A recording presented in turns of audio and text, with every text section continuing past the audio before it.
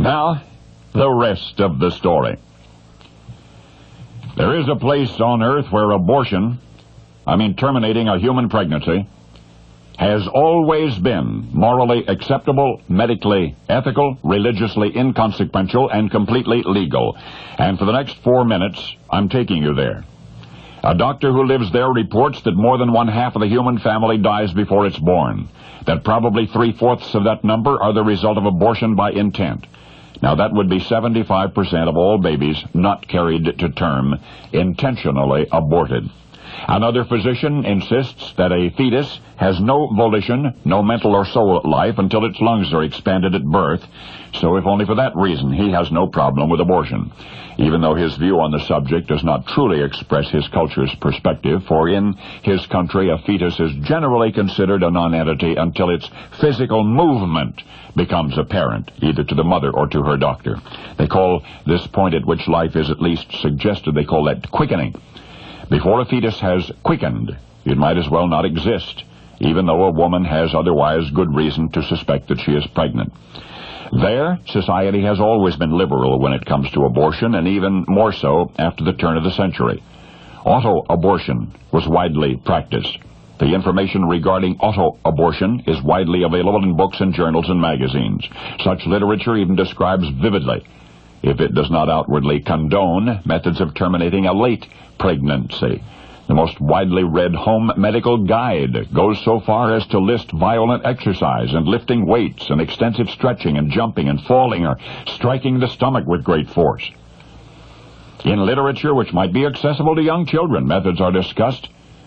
In such cases, pregnancy might be described as nothing more than a common cold.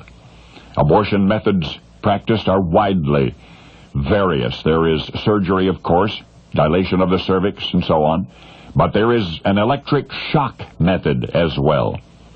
And there are internal medications for abortion. In fact, abortion preparations, either oral or intrauterine, comprise the foundation of a vast pharmaceutical industry. I mean, entire drug businesses, completely legitimate businesses, are based on nothing else but abortion. And in hospitals, midwives are taught, they are formally taught in classes, how to perform abortions. Not only are there abortionist doctors whose livelihood relies on little else, but abortion is one of the very first specialties in that nation's entire medical history. Abortion, mind you, was a medical specialty. There, women of practically all ages may discuss such matters as terminating a pregnancy with their local druggists. They can talk about it to the druggist without the slightest sense of shame.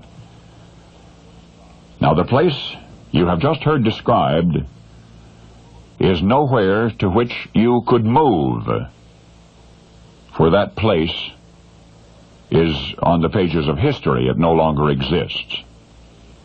That place is as we were before the turn of this century. That's right. The place where abortion was morally acceptable, medically ethical, religiously inconsequential, and completely legal was 19th century United States of America.